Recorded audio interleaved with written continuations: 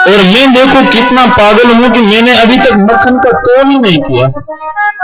बिन तोले ही मैं लेकर के रख लेता हूं, क्या पता ये कम लाया तो तोलों को सिर्फ उसने वजन किया तो एक में वजन हुआ 900 ग्राम। 100 ग्राम हर मक्खन के जो लड्डू बना रखे थे उनमें 100 ग्राम कम। बनिया कहने लगा कि देखो संसार में हम जैसा सोचते हैं वैसा होता है। मैंने सोचा कि गांव का आदमी बड़ा सीधा है, सरल है, सादा है, लेकिन इतना छल कपट भरा हुआ है, ठगी कर रहा है। दूसरे दिन गांव का आदमी आया, मक्खन ला करके रखा। सेठ ने कहा कि इसका वजन कितना है? आदमी कहने लगा कि सेठ जी 1 किलो है। सेठ कहने लगा कि पूरा वजन है? कहा कि हाँ माई बाप, पूरा वजन तोल के लाया हूं, इतना भी कम नहीं है। सेठ ने कहा मैं तोलूं तेरे सामने? कहा कि तोल लो। वजन पे ताकड़ी में रखा, तराजू जैसे उठाई, 100 ग्राम कम हो गया। 100 ग्राम कम हुआ। सेठ ने कहा कि दिख रहा है ये कम क्यों हुआ? 100 ग्राम कम है, 900 ग्राम है, रोज के 100 ग्राम कम लाता है, घर पे तोल के नहीं लाता क्या? या तू सोचता है सेठ को पता नहीं चलेगा? वो कहने लगा कि सच कहूं, जब मैं शुरू में आपकी दुकान आया था 1 किलो चीनी खरीद के ले गया था। मैंने पैसे दिए थे, आपने चीनी दी थी। मैं गरीब आदमी हूं, ये बाट नहीं खरीद सकता, मेरे घर में कोई बाट नहीं है, ना ही कोई तराजू है, लेकिन मैंने घर ले जाकर के उस चीनी के बराबर का मैंने एक पत्थर तोल लिया था। उस पत्थर में मैंने एक दाना भी चीनी का कम नहीं किया था, ठीक आपने तोल के दी थी, मैंने घर ले जाकर रख दी थी। महाराज उसके बराबर तोल के लाया हूं, यदि 100 ग्राम आपकी चीनी कम थी तो मेरा मक्खन भी कम है, और यदि आपकी चीनी में पूरी किलो थी तो दावे के साथ कहता हूं कि ये भी पूरा उतना का उतना ही। मुझे नहीं पता कि 1 किलो में कितने ग्राम होते हैं।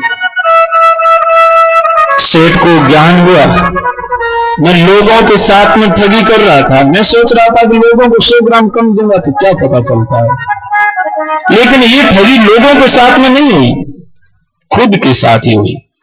लेकिन इसका पता कई लोगों को चल जाता है, कई लोगों को नहीं चलता। हम धन किसी का हड़प के ले लेते हैं तो बड़ी प्रसन्नता होती है, लेकिन जब वो निकलने के रास्ते ढूंढता है तब बड़ा दुख होता है। और तब भी वो ये नहीं स्वीकार करता कि मैंने जो धोखे से धन हड़प किया था वो आज मेरे गलत रास्ते में जा रहा है। तो गुरुदेव कहते हैं, आयो हंकारो जीवड़ो बुलायो, कह जीवड़ा का करण कमाए। हे जीव कहो क्या कारण कमाया?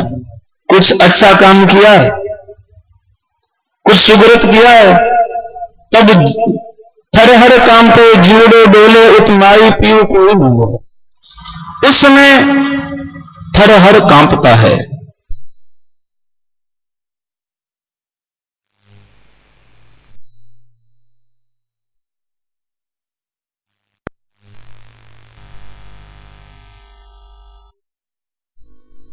भोजन तब मिलता है जब हमने कुछ खिलाया हुआ होता है।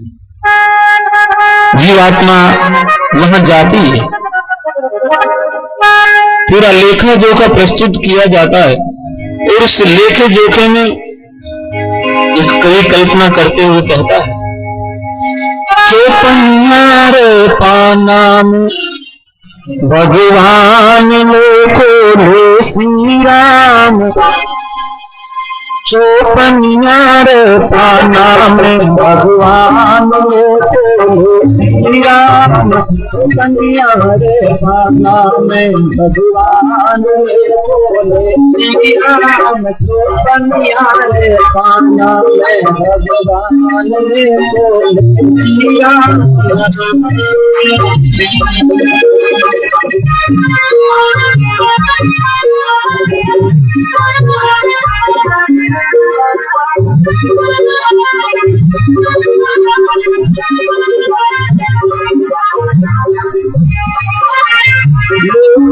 समरथ छोड़ी दो कमर की आइयो राम, समरथ छोड़ी दो कमर की आइयो राम।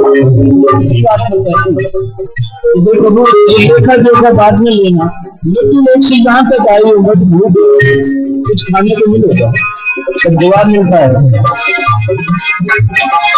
ताजा ताजा भोजन को बकरा जी आया है तो जी मोरा, ताजा ताजा भोजन को बकरा जी आया है तो जी मोरा, तो कन्या रे पाना भगवान में बोले सिंगरा, तो कन्या रे पाना भगवान में बोले सिया, तो कन्या रे पाना भगवान में बोले सिया।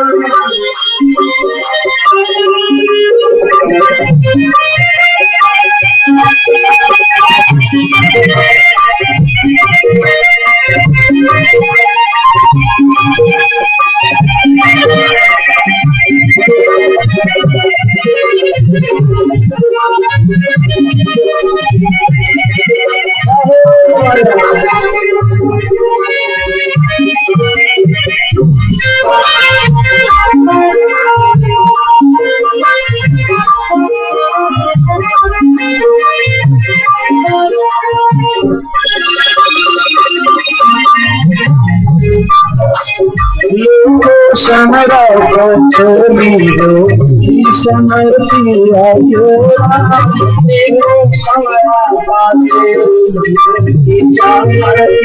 आइयो समरथ छोड़ी दो समर की आइयो राम, गंगा जल भरिया आया है तो पियो राम, गंगा जल भरिया आया है तो पियो राम, तो कन्या रे पाना में भगवान में बोले सिया, तो कन्या रे पाना में भगवान में बोले सिया।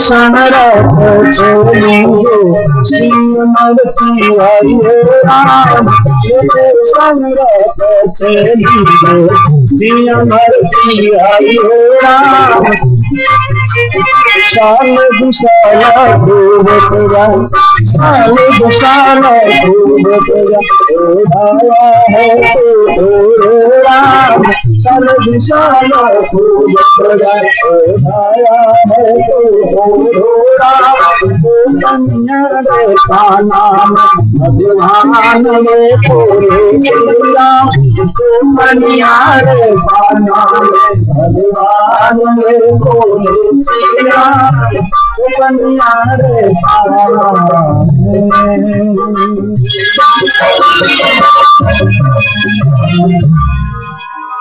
मृदंगेश्वर भगवान की जय। कह जीवड़ा का कर्ण कमाया, कहो क्या शुभ किया है, तब थर हर कांपे जीवड़े बोले। ये जीव कांपने लगता है, उतमाई पीऊ कोई ना बोले। यहाँ पर थोड़ी सी बात होती है, मेरे बात जो नहीं जानता, एकदम से आदमी कहता है ना फला का बेटा हूं, फला गांव का रहने वाला हूं, परिवार की भैंस देता है आदमी, लेकिन वहां माई पियो कोई ना बोले, माता पिता कोई साथ में जाने वाला नहीं, चलिए अकेले पंथ दुहेलो, अकेले को जाना। लेकिन साथ में एक चीज जरूर जाती है, वो आपकी हर वक्त रक्षा करते हैं, उसका नाम लेते हुए गुरुदेव कहते हैं सुकृत साथ सगाई चाले, शुभ कर्म किया हुआ, सुकृत किया हुआ साथ में जाता है। और दूसरा, स्वामी पवना पाणी नवण करम तो चंदे सूर्य शीश निवंत। भगवान ने इस पृथ्वी के देवताओं को गिनाया जिनका हमें एहसानमंद होना चाहिए, जिनके प्रति कृतज्ञता भाव हमारे मन में होना चाहिए। उन्होंने सबसे पहले स्वामी, स्वामी कहते हैं मालिक को, ईश्वर को, और एक स्वामी होना चाहिए, और वो स्वामी बतलाया विष्णु गुरुदेव जाम्बोजी। उस विष्णु को नमन करो, विष्णु के आगे सिर झुकाओ, विष्णु या विष्णु भजो आन देवो सब छोड़। संतों ने भी बार बार आग्रह किया कि आप विष्णु का सिमरन करो, दूसरे सब छोड़ दो। पाते भोला मूल न खोजो, सींचो काहे कुमूल, पत्तों को क्यों खोज रहे हो, मूल में जल दो। और गुरुदेव ने सबसे पहला मूल बतलाया स्वामी भगवान विष्णु। दूसरा पवना, पवन वायु, वायु देवता है जिनसे हमें प्राण धारण करने का सहारा मिलता है। उस वायु को हमें भूलना नहीं चाहिए, जहां से ये वायु प्राप्त होती है उसके प्रति हमें कृतज्ञ रहना चाहिए। और प्राणवायु कहां से मिलती है? पेड़ पौधों से मिलती है, वृक्षों से मिलती है, इन वनों से मिलती है। और उन वनों की भगवान रक्षा करने का संदेश उस समय भी दे करके गए, क्योंकि पवन के बिना प्राणों का अस्तित्व नहीं है। जो शरीर को धारण करने के लिए आवश्यक तत्व है वो ही तो परमात्मा है, वो ही तो देवता है। जो हमें देते हैं उनको ही देवता कहा जाता है। तो उस पवन को नमन करो, यानी वृक्षों को नमन करो, वृक्षों की रक्षा करो, वृक्षों में पानी दो। यही हमारी सबसे बड़ी आदर्श परंपरा है, इस पवन देव को वंदन करने की, पवन देव का अभिवंदन करने का, कि हम वृक्षों की रक्षा करें, वृक्षों में पानी दें।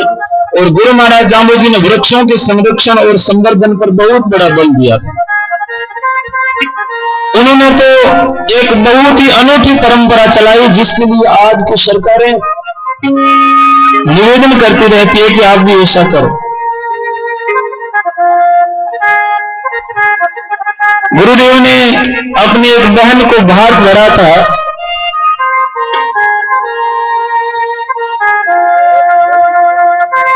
जिसका नाम था उमाबाई, रोटो की रहने वाली थी, आप सब लोग परिचित हैं। लोरंगी को भात भरने के लिए जब गुरुदेव रोटो गए थे, भगवान ने भाई बहन के प्रेम को तो अमर किया ही किया, और सभी भाइयों के लिए यह संदेश भी दिया कि आप भी अपनी बहन को ऐसे निर्बल मत छोड़ना। लोरंगी के पीहर वालों ने भात देने से मना कर दिया, लेकिन वो भगवान जाम्बोजी की भक्ता थी और उसने कह दिया कि बस एक ही सहारा है गुरु महाराज जाम्बोजी का, वो चाहे तो क्यों नहीं भात भरा जा सकता। और इतने अनन्य भाव से परमात्मा को पुकारा तो परमात्मा भात भरने के लिए गए। लेकिन परमात्मा ने रोटू वासियों को सबको प्रसन्न किया, सभी को, किसी को वस्त्र दिए, किसी को कंबल दिए, जिनके जो नेक होते थे सबको प्रदान किए। लेकिन आने वाले युग के लिए एक अनूठी परंपरा छोड़ करके गए, 3700 खेजड़ली के वृक्ष लगाओ। वृक्ष लगाना और ये प्रकृति के लिए सौगात भी प्रदान करे और आने वाली पीढ़ियों के लिए, वर्तमान युग के लिए एक परंपरा भी प्रारंभ की कि आप भी जब घर में शादी का अवसर हो घर में शुभ अवसर हो, शुभ अवसरों पर पेड़ लगाओ, वृक्ष लगाओ, वृक्ष लगा करके उत्सव मनाइए। गुरुदेव ने वृक्ष लगा करके धरती को श्रृंगारित किया। हम अपने घरों को बहुत सुंदर सजाते हैं, ऊपर लाइट लगाते हैं, डेकोरेशन करते हैं, लेकिन इस भूमि का भी श्रृंगार किया करो। और भूमि का श्रृंगार होता है पेड़ पौधों से। जब भी आपको लगे कि आज हमारे घर में उत्सव है, खुशी है, किसी बच्चे ने जन्म लिया है, किसी बच्चे का बर्थडे है, शादी है, विवाह है, कोई भात का अवसर है, जागरण का अवसर है, उन सभी अवसरों पर एक छोटा सा पेड़ लगाएं। ये बहुत बड़ा उपकार होगा आपका और सबसे बड़ा पुण्य का काम है। एक पेड़ लगाने से आप कितने जीवों को प्राणवायु प्रदान करते हैं, उसकी गणना नहीं की जा सकती। आप नित्य 1 किलो चुग्गा डालते हो तो वो 20 कबूतर चुगेंगे, 50 पक्षी चुगेंगे, लेकिन फिर वो चुग्गा अमर नहीं रहेगा। लेकिन यदि आपने एक पेड़ लगाया है तो उस पेड़ की प्राणवायु से कितने जीवों को जीवन दान मिलेगा, उन सब का पुण्य आप लोगों को मिलेगा। तो पेड़ लगा करके उत्सवों को हम मनाएं। तो गुरुदेव कहते हैं सबसे पहले कहा कि पवन को नमन करो। दूसरा पानी। आज चिंतित हैं सरकारें कि इनको प्रदूषण से मुक्त कैसे किया जाए, जल प्रदूषित हो रहा है, यहां तक कि पाताल का जल भी प्रदूषित होने लग गया, पवन वायु प्रदूषित हो गई है। वायु प्रदूषण को रोकने के लिए पेड़ों को लगा करके गुरुदेव ने उस समय भी प्रारंभ किया था। और गुरुदेव ने तो हमारा अंतिम संस्कार भी बतलाया कि आप भूमि दान कीजिए ताकि उस धुएं से किसी भी प्रकार का रोग ना फैले, किसी भी प्रकार की कोई बीमारी ना हो, पर्यावरण प्रदूषित ना हो। तब भगवान ने कहा कि आप भूमि दाग दीजिए। और हमारा अंतिम संस्कार भी भूमि में होता है। पर्यावरण के प्रति, वायु के प्रति बड़े सचेत थे गुरु महाराज जाम्बोजी, और उन्होंने अपने भक्तों के लिए ये आवश्यक रखा कि आप वृक्षों का लीलो रूख निभावे। हरे वृक्षों की रक्षा करने का संकल्प गुरुदेव ने प्रदान किया। तो दूसरा है पानी। पानी के बिना भी जल है तो कल है, ये हम सब लोग जानते हैं।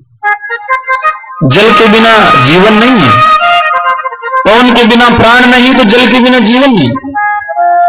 जल है तो कल है, तो उस जल को शुद्ध रखने का हमारा संकल्प बनता है। जल की पूजा कोई धूपबत्ती आरती से पूजा नहीं की जा सकती, केवल वो ही पूजा नहीं मानी जाती है। आप यदि आप स्नान करने के लिए 2 बाल्टी पानी यूज करते हो और डेली का यदि 2 जग भी कम पानी काम में लेते हो, तो ये भी तो जल की पूजा ही है। जरूरत से कम जल लेना ये जल का पूजन है, जल का संरक्षण है।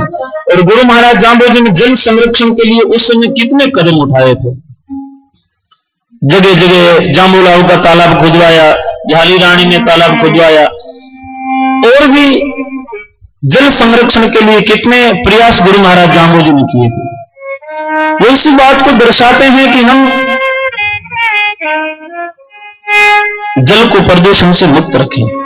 हमारी नदियों में, नहरों में हम जल को शुद्ध रखने का संकल्प लें, प्रदूषण से मुक्त रखने का संकल्प लें। ये जल की पूजा है। पवना पानी नमन करम। तो पवन और पानी 2 देवता ये बतलाए, एक विष्णु बतलाए। 5 देवताओं को प्रधान माना गुरु महाराज जाम्बोजी ने, और आगे बतलाया चंद्र सूर्य शीश निवंत। चंद्रमा और सूर्य को वंदन करो। सूर्य के बिना प्रकाश नहीं मिलता और चंद्रमा के बिना रस नहीं मिलता। वनस्पतियां सारी नीरस होती है और हमारे जीवन में भी रस चंद्रमा की कृपा से ही आता है। यदि किसी का जीवन नीरस हो, फीका हो, तो जीवन जीने में कोई आनंद नहीं रहता है। जीवन जीने का आनंद तब आता है जब उसमें रस हो, और वो रस मिलता है चंद्रमा से। तो गुरुदेव कहते हैं चंद्रमा को शीश झुकाओ और सूर्य को भी शीश झुकाओ। उस समय ये बड़ी कट्टरवादिता थी कि हिंदू है वो सूर्य को नमस्कार करेगा, मुस्लिम है वो चंद्रमा को शीश झुकाएगा। लेकिन गुरु महाराज जांबोजी ने इस कट्टरवादिता को दूर करते हुए कहा कि जो आपको दे रहे हैं उनके आगे सिर झुकाओ। ये नहीं है कि हम हिंदू है तो सूर्य हमारा है, हम मुस्लिम है तो चंद्रमा हमारा है, वो तो हम सबके हैं। जो हमें प्रदान कर रहे हैं उनके प्रति कृतज्ञ रहो। चंद्रमा और सूर्य इन दोनों को विशेष झुकाने का गुरुदेव की वाणी आदेश करती है। और फिर कहा विष्णु सुरापो पूछलंत, स्पष्ट नाम लेते हुए गुरुदेव कहते हैं कि विष्णु भगवान का वंदन करें, अपने स्वामी के प्रति कृतज्ञता, और उस विष्णु भगवान जिन्होंने शरीर सृजित करके हमें इस संसार में भेजा उनके प्रति भी कृतज्ञता। ये भगवान की वाणी हमें उपदेश देती है। स्वामी पवना पाणी नवन करंतो, चंदे सूर्य शीश लहंतो, विष्णु सुरा पोह पूछ लहंतो। पोह किसे कहते हैं? जब सूर्य उदित होता है उस समय की जो काल होती है उसको पोह कहते हैं, प्रभात। सुबह सुबह ही आप उस विष्णु का, उस विधाता का स्मरण कर लो, इस विधाता का ध्यान कर लो। विष्णु सुरापोह पूछ लहंतो, और इन्हीं खोटे जन्मंतर स्वामी अहनिश तेरे नाम जपंत। जीव कहता है कि ये सारा मेरा खोटा जीवन चला गया, इसमें यदि मैं तुम्हारा नाम लेता, तुम्हारा जप करता तो अच्छा रहता। लेकिन फिर पछताए होत क्या जब चिड़िया चुग गई खेत। अवसर चूक जाने के बाद केवल पछतावा शेष रहता है, और फिर लौटा हुआ बीता हुआ समय पुनः लौट करके नहीं आता। बंधुओं, ये जो समय है ये सभी को समान रूप से मिलता है। देखो, इसका सदुपयोग हम किस तरह से कर रहे हैं ये हमारे ऊपर निर्भर है, लेकिन समय सबके लिए एक जैसा है। ये सूर्य सबके लिए समान रूप से है। ये काल सबके लिए समदर्शी भाव रखता है, लेकिन हम अपने कर्मों के आधार पर काल को अच्छा और बुरा बताते रहते हैं। उस काल का हम सदुपयोग करना सीखें, जीवन का सदुपयोग। एक खोटे जन्मंतर स्वामी, खोटा माना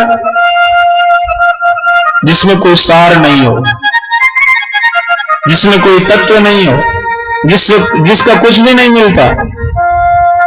100 का नोट होता है, एक खरा होता है, खोटा होता है। खरा होगा उससे आप बाजार में जाकर कोई सब्जी भी ला सकते हो, अन्न भी खरीद सकते हो, लेकिन खोटे का क्या खरीदोगे? लेकर के जाओगे तो पकड़े भी जा सकते हो। तो खोटा जीवन चला गया। ई खोटे जन्मंतर स्वामी अहनिश तेरो नाम जपंत। निगम कमाई मांगी मांग, सुरपति सात सुरासु रंग। निगम वेदों को भी कहा गया है, और वेद शब्द विद ज्ञाने धातु से बना है। ज्ञान को ही वेद कहते हैं। वेद माने ज्ञान। निगम कमाई मांगी मांग, हमारे जीवन की जो मांग है, जीवन की जो आवश्यकता है वो ये है कि हम वेदों के ऊपर चलें, वेदों के ज्ञान के हृदय में धारण करते हुए जीवन को यापन करें। सुरपति सात सुरासु रंग, सुरपति देवताओं के पति भगवान विष्णु, उनके साथ में रह करके देवीय रंग हम अपने जीवन पे चढ़ाएं। आसुरी रंग नहीं, देवी संपदा हम जीवन में अपनाएं। सुरपति सात सुरासु रंग, निज को खोज दियाइए, और भूम बलि कृषाण भी भल्ला। भगवान कहते हैं हम देवीय संपदा के साथ में हमारे मानस में देवीय संपदा रखें, और निज को खोज दियाइए। अपनी अपनी प्रभात, अपनी अपनी सुबह हम सब अपने अपनी सोच के साथ में प्रारंभ करते हैं। लेकिन हमारी यदि सोच अच्छी होगी, विचारधारा अच्छी होगी, थिंकिंग अच्छी होगी, तब जीवन भी हमारा सफल होगा। गुरुदेव उदाहरण देते हुए कहते हैं, भोम बलि कृषाण भी भल्ला। भोम मना भूमि, अच्छी भूमि हो, भली भूमि हो, और कृषाण भी भल्ला, किसान भी यदि भला हो। भोम बलि कृषाण भी भल्ला, बूठो है जहां बाइये। बूठो मन बरसात होना, बरसात हो रखी है, खेती आपके पास में अच्छी है, किसान भी अच्छा है, तो अवश्य ही वो खेती करेगा, उस अवसर से चूकेगा नहीं। बूटो है जहां बाइये, कृषण करो सने ही खेती, तिसिया साध नहीं पाई। हे कृषण, हे किसानों, तुम स्नेह की खेती करो। हमारा जो जीवन है, उदाहरण देते हुए कहा कि जिस प्रकार वर्षा होती है, वर्षा से अच्छा किसान अपने खेत में अच्छी फसल बोता है, वैसे ही हम भी अपने जीवन में स्नेह की खेती करें, प्रेम से जीवन को जिएं। और प्रेम बहुत बड़ी चीज होती है। प्रेम से हमारा जीवन, जितने भी हमारे जीवन में घृणा, द्वेष, राग इत्यादि आए हैं, ये प्रेम के अभाव के कारण आए हैं। हम प्रेम से यदि जीना सीख लें तो समझो कि हमारे जीवन में किसी से लड़ने की, झगड़ने की जरूरत ही नहीं। हम एक दूसरे की बात सहन करना सीख लें तो हमारे जीवन में स्वर्ग बन सकता है। एक घर में नई नई बहू गई थी, वहां जाए तो सासू बहू का झगड़ा तो होता ही है, दोनों का अस्तित्व की लड़ाई है। सासू चाहती है कि बहू को मैं बांध के रखूं, और बहू चाहती है कि मैं अपना घर छोड़ के इस नए घर में आई हूं, किस तो मेरे को सम्मान दे। और दोनों के जब अहम आपस में टकराते हैं तब युद्ध होता है। सासू ताने देती है, बहू बेचारी सुनती रहती है, कभी कभार सामने बोल जाती है, झगड़ा बढ़ता जाता है। एक दिन बहू रूठ गई और कहने लगी कि अब तो मैं इस घर में आऊंगी नहीं, या तो इस घर में ये रहेगी या मैं रहूंगी। पियर में जाकर बैठ गई। पियर में पिताजी वैद्य थे, उनसे कहा कि पिताजी मेरे को आप एक ऐसी पुड़िया बना करके दो जहर की, ताकि मैं अपनी सासू को दे दूं, मेरे सुख हो जाए, नहीं तो मैं उस घर में नहीं जा सकती। पिताजी कहने लगे कि नहीं बेटा, यदि तो जहर देगी और वो मारी जाएगी तो घर में कोई नहीं रहने देगा, बाप बेटी दोनों जेल में रहेंगे। तब कहा कि तो बताओ क्या करना चाहिए। कहा कि मैं तेरे को एक विधि बतलाता हूं जिससे कोई शक भी नहीं करेगा और हमारे जीवन में भी सुख हो जाएगा। कहा कि वो कैसे। कहा मैं तेरे को एक स्लो पॉइजन की पुड़िया बना के दूंगा, मीठा जहर, और वो तू रोज देती रहना, 6 महीने बाद वो मर जाएगी। लेकिन शर्त यह है कि किसी को भी पता ना चले, वहम ना हो, इसलिए तू जब भी तेरी सासू गाली दे तो चुपचाप सुनते रहना, तब पता चल जाएगा। लोगों को मरेगी तो भी कहेंगे भाई बेचारी बहू तो बोलती नहीं थी, बहुत अच्छी थी, अपनी मौत से ही मरी होगी। अब 2 दिन बीते, वो रोज पुड़िया देती है, मन में बड़ी खुश की 6 महीने की तो बात है, फिर तो मौज लग जाएगी। वो गालियां देती है रोज, कभी कुछ बहाना मिला करके, कभी कुछ बहाना मिला करके, रोज नया बहाना चाहिए।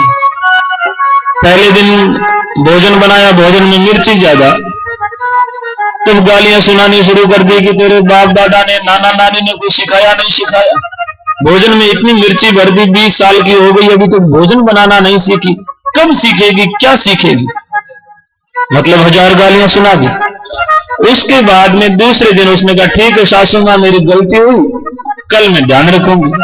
दूसरे दिन उसने फिर भोजन बनाया, नमक मिर्ची बिल्कुल सही। सासू अपना दिमाग चला रही है कि गाली तो दूं लेकिन कोई बहाना तो मिले, भाई बहाने के बिना तो कोई बात कही नहीं जाती। भोजन करती रही, कहा माँ जी भोजन कैसा, आज तो ठीक है। और एकदम से बहाना याद आ गया, अच्छा जब तो इतना अच्छा भोजन बनाना जानती थी तो कल क्यों नहीं बनाया। फिर शुरू हो गई, जब इतना अच्छा भोजन बनाना जानती थी तो कल क्यों नहीं बनाया, इसका मतलब तू धोखेबाज है, छल कपट करती है। वो हाथ जोड़े खड़ी है, ठीक है कोई बात नहीं, ध्यान रखूंगी, आगे से धोखा नहीं करूंगी। अब सासू मन में सोच रही है कि इतनी ये बदल कैसे गई। सासू नहीं चाहती कि मेरी बहू ये सुधरे, वो चाह रही है कि बस झगड़ा होता रहे, मैं कहूं और ये चिढ़े, और किसी को कहो कोई चिढ़े ही नहीं तो फिर तो कहने का कोई आनंद नहीं है। 2 महीने हो गए, वो कह के थक गई, लेकिन बहू सामने कोई जवाब ही नहीं दे रही, और बहू मन ही मन ये सोच रही है कि 6 महीने की जो बात है सुन सुना के फिर तो पीछा छूट जाएगा। 2 महीने के बाद में सासू मन में सोचने लगी कि अब तो इसको कहने को कोई फायदा ही नहीं है, चाहे दीवार को कहो चाहे बहू को कहो। जब सामने जवाब नहीं मिले तो उसने कहना बंद कर दिया।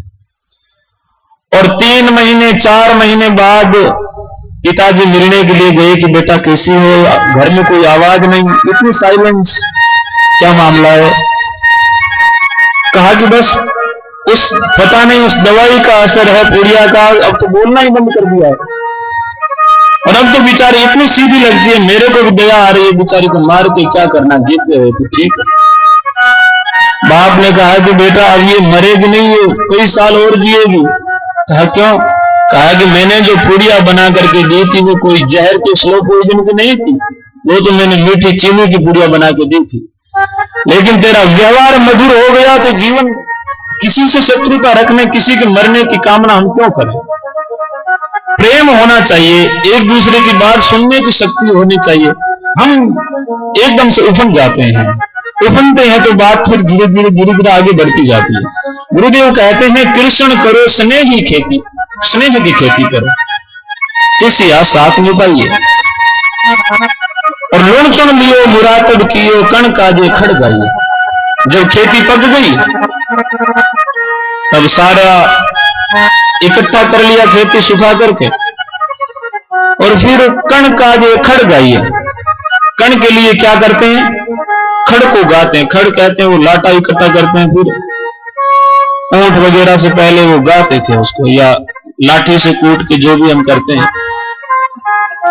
कण काजे खड़ गाइए, कण के लिए तो ये सारी परिश्रम किए, दाने के लिए तो करूं। 4 महीने खेती करी, खेती की रखवाली करी, उन सारे के पीछे एक ही बात थी कि 2 बारी अनाज हो जाए। कण के लिए सारा परिश्रम किया, तो कण काजे खड़ गाइए, कण के लिए हमने सारे इस खड़ को गाया, यानी सारे जीवन को हमने इसलिए जिया कि हम जीवन से मुक्ति को प्राप्त कर लेंगे, जन्म मरण के बंधन से छूट जाएंगे, और आखिर में जब वो कण भी ना मिले तो सारी खेती करने का फायदा क्या। हम अपने खेत में वही तो खेती बोते हैं जिनसे कोई अनाज मिलता है, नहीं दूसरे बीज तो हम नहीं लगाते। कण के लिए ही खेती की जाती है। कण तुस झेड़ो होए नवेड़ो, गुरुमुख पवन उड़ाइए। और ये कण और तुस दोनों का जो आपस में जोड़ है, आपस में जो दोनों मिले हुए हैं, चांचड़ा और बाजरी या फलगटी और बोट आपस में मिलोड़ा हुए, तो माने अलग करने वास्ते एक चीज की और जरूरत पड़े। कहां की जरूरत पड़े? हवा की जरूरत पड़े। हवा नहीं चाले तो अलग को होगा नहीं, दोनों को अलग करने के लिए हवा जरूरी है। तो कण तुस झेड़ो होए नवेड़ो, गुरुमुख पवन उड़ाइए। अब गुरु की आवश्यकता पड़ती है सार और थोथे को अलग करने के लिए कि सार क्या है और थोथा क्या है। गुरुमुख पवन उड़ाइए। गुरुदेव कहते हैं कि गुरुमुख के पवन से आप सार को तो अपने पास में रख लो और थोथे को उड़ा दो, जो पशुओं के काम आएगा। जो चीजें तुम्हारे काम की है उन्हें तुम काम में लो, और जो पशुओं के दूसरों के काम के उनको दूसरों के लिए छोड़ दो। कण तुस झेड़ो हो नवेड़ो, गुरुमुख पवन उड़ाइए। पौना डोले तुस उड़ेला, कण ले अर्थ लगाइए। फिर तुसको तो उड़ा दो, और जो कण शेष बचा है उस कण को लेकर के अर्थ लगाइए, यानी अपने काम में ले लो। कितना सरल तरीके से समझाया, क्योंकि किसान लोग इस चीज को आसानी से समझ लेते हैं।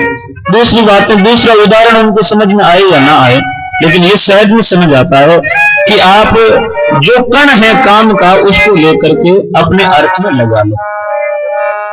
और दूसरी जितनी भी चीजें हैं वो सब दूसरों के काम के लिए। हमारे जो मूल उद्देश्य है वो है हमारा अर्थ। तो जीवन में भी जो सारभूत बातें हैं उनको हम अपने जीवन में अपनाएं। गुरुदेव ने कितनी ज्ञान की बातें हमें धनवान बनाया है। सकल भुवन मध्य निर्धनास्ते की धन्या। इस सकल भुवन के बीच में जो निर्धन है वो भी धन्य है जिनके पास में ज्ञान का धन है। कण में अर्थ लगाइए, कण को लेकर के अर्थ में लगाओ, कण को काम में लो। थोथा को सार सार तो राख ले, थोथा दही उड़ाए। सार को अपने पास में रखो, थोथे को छोड़ दो।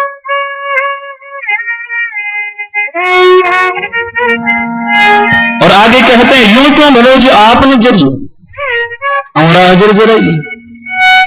ऐसा क्यों ना हो कि आप दूसरों को कुछ काम कहते हो वो पहले खुद के ऊपर लागू करें, खुद समझे तो सही। एक महात्मा के पास में एक माई अपने छोटे बच्चे को लेके आई। कहने लगे महात्मा जी गुड़ बहुत खाता, छुड़ाओ ना इसे। महात्मा कहने लगे कि माई इसको 1 महीने बाद लेके आना। 1 महीने बाद माई लेके फिर पहुंची। महात्मा ने सिर पे हाथ धरा और कहा बेटा गुड़ मत खाना, ठीक नहीं है तेरे लिए। लड़के ने कहा ठीक है गुरुजी छोड़ दूंगा। माई बड़ी विस्मय में कि 1 महीने पहले भी ये बात कह सकते थे, बात तो इतनी सी थी कि गुड़ मत खाना, और इसके लिए 1 महीने की वेटिंग क्यों।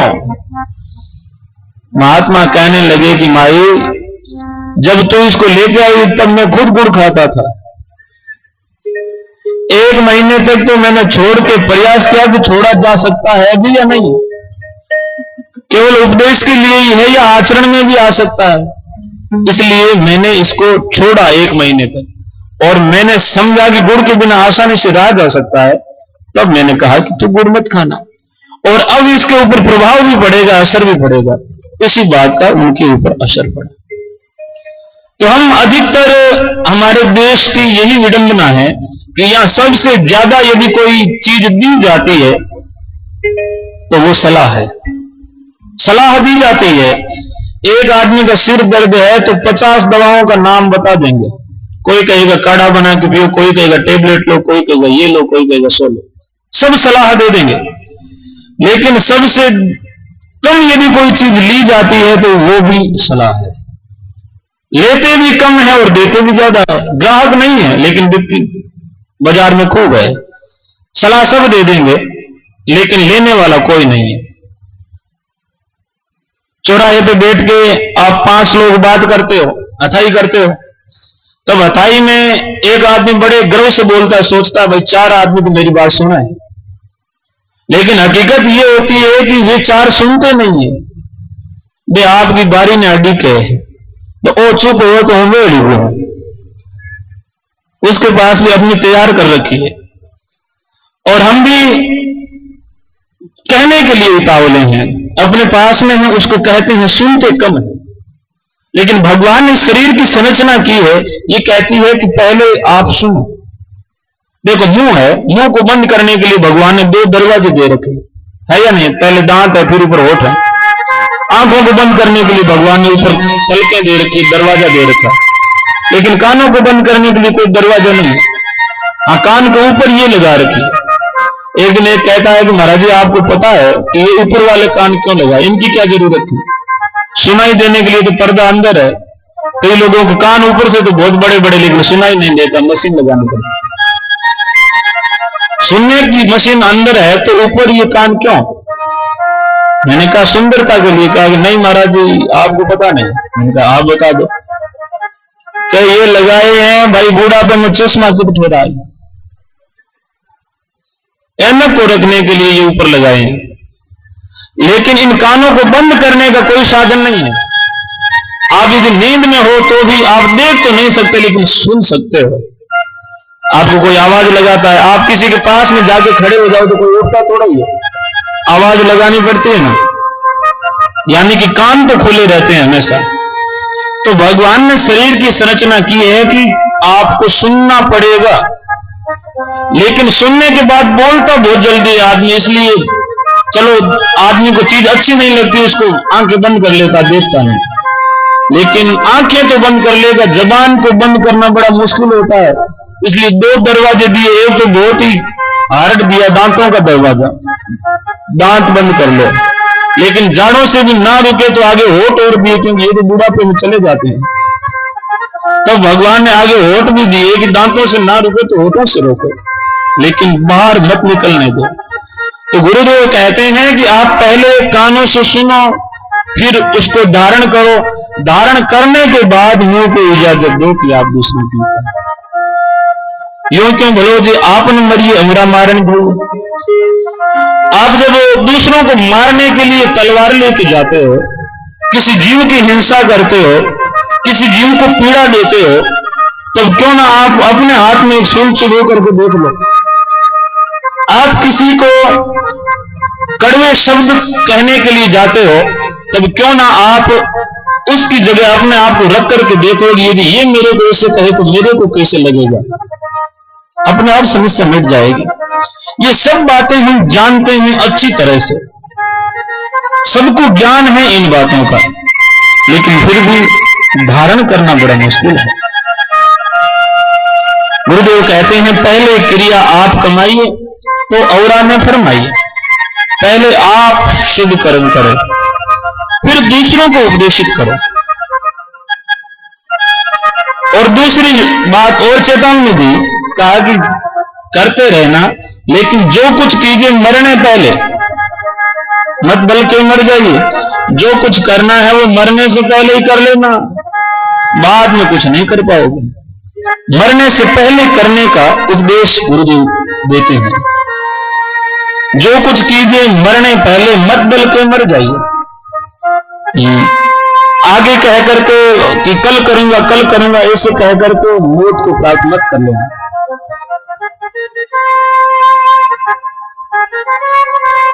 सोच स्नान कियो जिन नाई हो भंकोड़ा वही।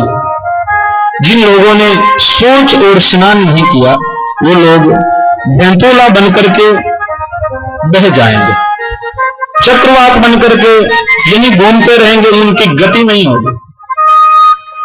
भंतोला किसको कहते हैं? गोल घूमने वाली हवा को कहते हैं चक्रवात। यानी सोच और स्नान नहीं किया, पवित्रता नहीं रखी, स्नान नहीं किया, तो आप भी उस चक्रवात की तरह यहीं पर घूमते रहोगे, आगे नहीं बढ़ोगे। आगे तभी बढ़ोगे जब पवित्र रहोगे और स्नान करते रहोगे। और महात्मा उदो जी ने एक साखी में कहा कि हे दीनों, हे गरीबों, तुम जाग जाओ। और गुरुदेव प्रकट होकर के समराथल घोड़े पर आए, उन्होंने पंथ बतलाया, ज्ञान बतलाया, और ज्ञान की बातें बतलाते हुए गुरुदेव की वाणी को आत्मसात करते हुए उदय जी ने उन पाखंडों के ऊपर प्रहार करते हुए इस साथी की कहा, दीने जागो, दीने जागो, ओ गुरु प्रगट आयो भाई, दीने जागो, दीने जागो, ओ गुरु प्रगट आयो समरासन सते, गुरु परदासो आयो भाई, समरासन सते, गुरु परदासो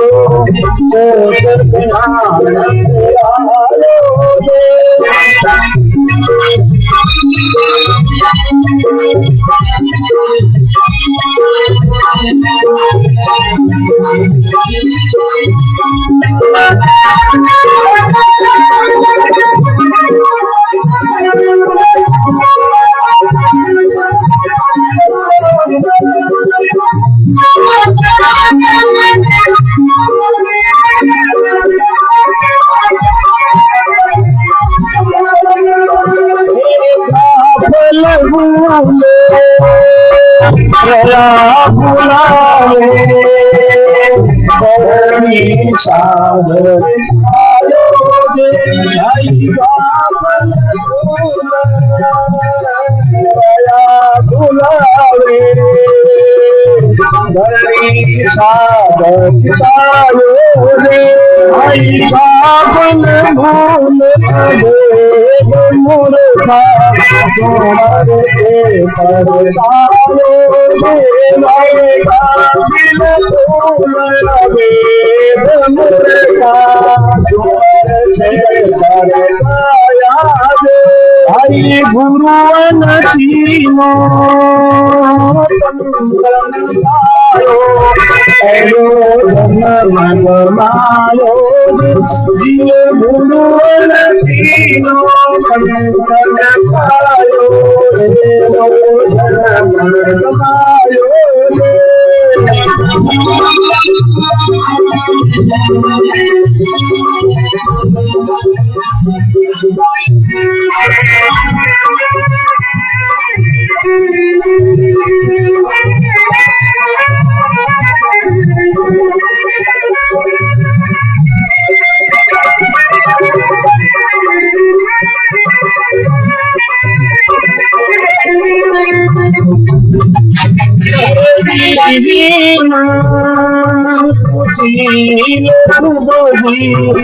भारत नगरायो जे भाई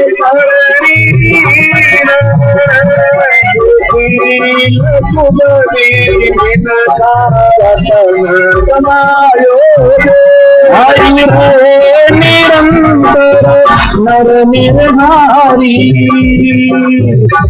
तीरथ निजवानी नर निर्वाणी तीरथ निजवानी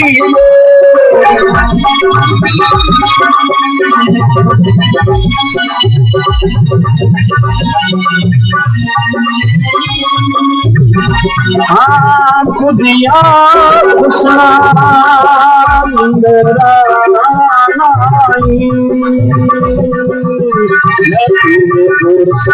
पानी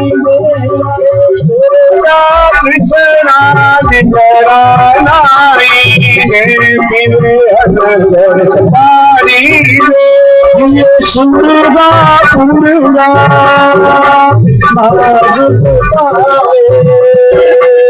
हरिशरा नोरे बिनानी ये सुरगा सुरगा भगवतावे सरा नोरे बिनानी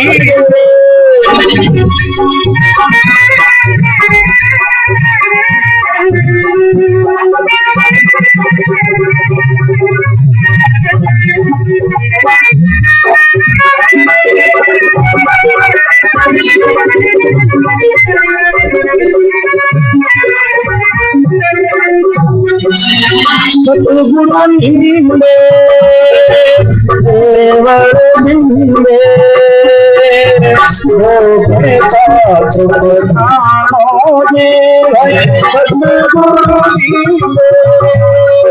देवर नीले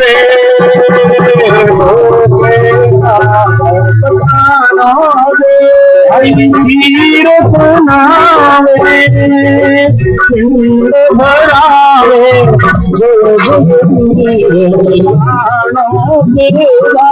तीरथ नावे भरावे गोल गोल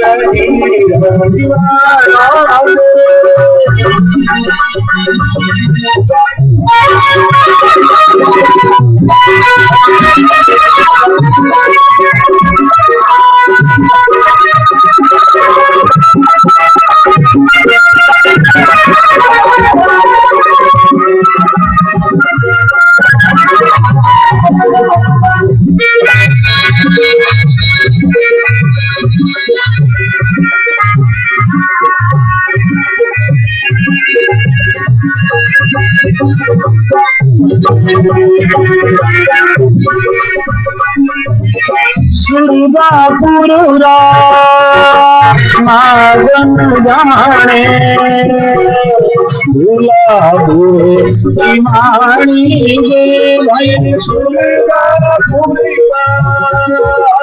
मागन जाने भूला भवरे वाणी गे सुपति गजपति जापानी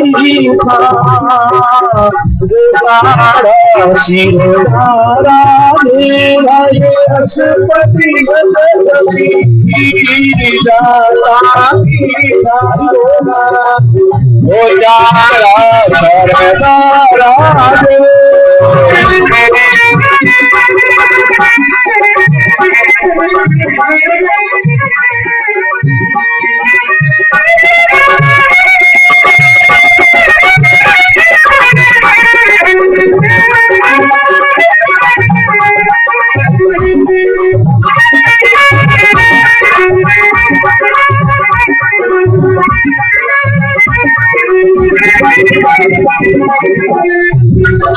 तेरा जैसा भीषा सुन सुन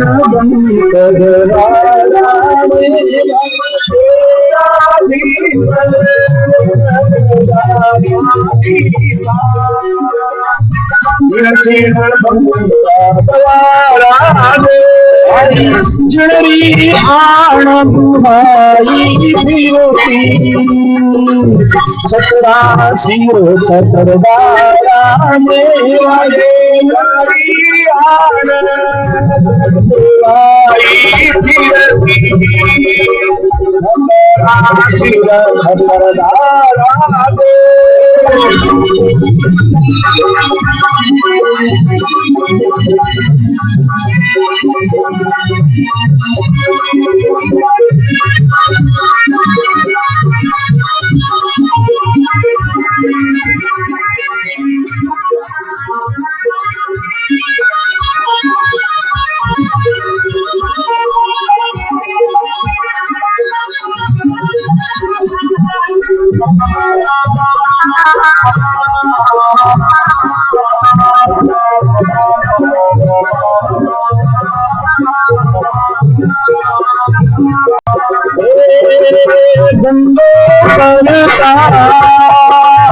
हमरी मनुआ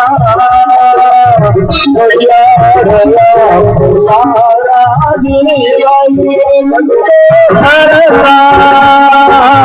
जनरी हुआ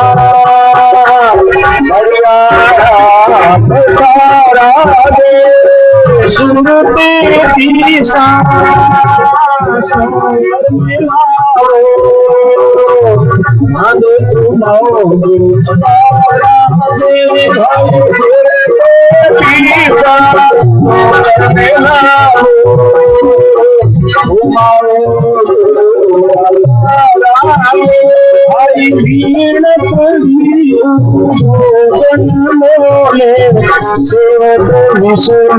नारा देवाए भीड़ करी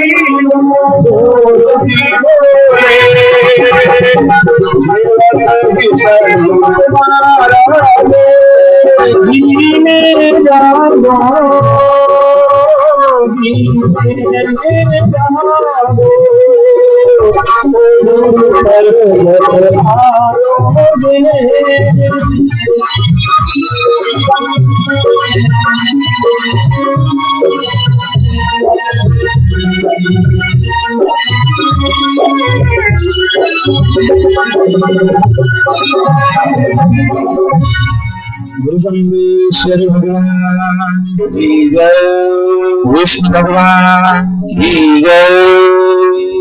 ये उदय जी नैन द्वारा रचित गुरुदेव की हजूरी साकी है। इसमें तत्कालीन समाज में प्रचलित जो पाखंड थे उन पर प्रहार करते हुए उदय जी ने कहा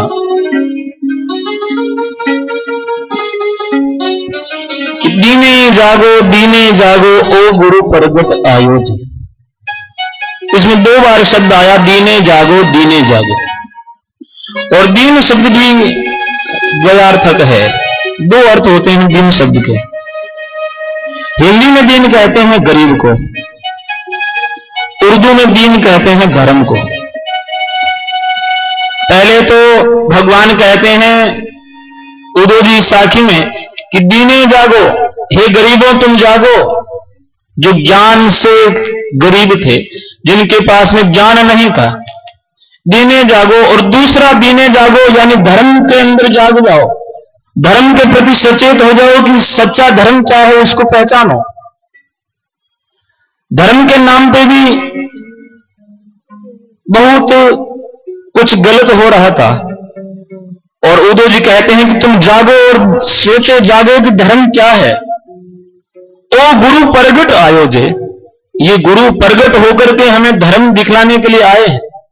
और सम्राथाली सतगुरु परिकाशो चोचक आन फिरायो जे, सम्राथल दौरे पर गुरुदेव चारों ओर अपनी आन फिराई, अपना प्रचार प्रसार किया, अपनी बातें सामान्य लोगों तक पहुंचाई कि आप धर्म के विषय में जागो।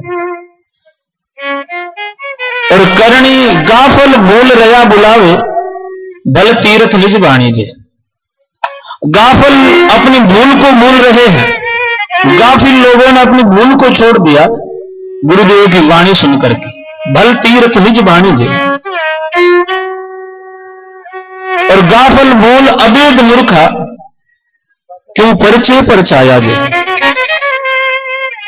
उदो जी कहते हैं कि गाफिल लोगों को भगवान ने उनकी भूल को भुला करके सच्चे रास्ते पर चलाया। करणीहीन कुचील कुबदी, निनखा रत्न गमायो जे। गुरुदेव कहते हैं कि मानुष जीवन रतन है, और करणीहीन जिन्होंने करणी को नहीं जाना, कुचील जिनके कर्म अच्छे नहीं थे, जो शील का पालन नहीं करते थे, वो कुचील, उनको शील धर्म का पाठ पढ़ाया, उनको भगवान ने रास्ते का पथिक बनाया। सुधरे हुए को तो सब सुधार सकते हैं, लेकिन बिगड़े हुए को सुधारना ही तो बड़ी करामात होती है। टूटे फूटे लोग होते हैं, उनको जोड़ना सबसे बड़ी करामात होती है। उन लोगों को भगवान ने अपने पंथ में मिलाया और उन्हें बताया कि सच्चा धर्म क्या है। सतगुरु निंदे देवल बिंदे, धोखे काठ पखाणी जे। जो साक्षात गुरुदेव हैं उनका तो निंदा, देवल बिंदे मूर्ति की वंदन करना, यानी जो इंसान है उन इंसानों से तो नफरत करना और पत्थर से प्रेम करना। धोखे काठ पखाणी जे, काठ मने लकड़ी, पाखाण मने पत्थर, इनकी पूजा करना प्रारंभ कर दिया। भगवान कहते हैं कि आप हर मानव में उस परमात्मा को देखो, अपने गुरु की पहचान करो। मैंने कहा ना, गुरुदेव ही बतलाते हैं, गुरु में कुछ कण तुस झेड़ो हो नवेड़ो। ये कण और तुस, अच्छा और बुरे का जो भेद है वो गुरुदेव करते हैं। जैसे हंस होता है नीर क्षीर विवेकी होता है, ऐसे ही भगवान ने सत कर्म और बुरे कर्मों को अलग अलग दर्शाया। गुरुदेव कहते हैं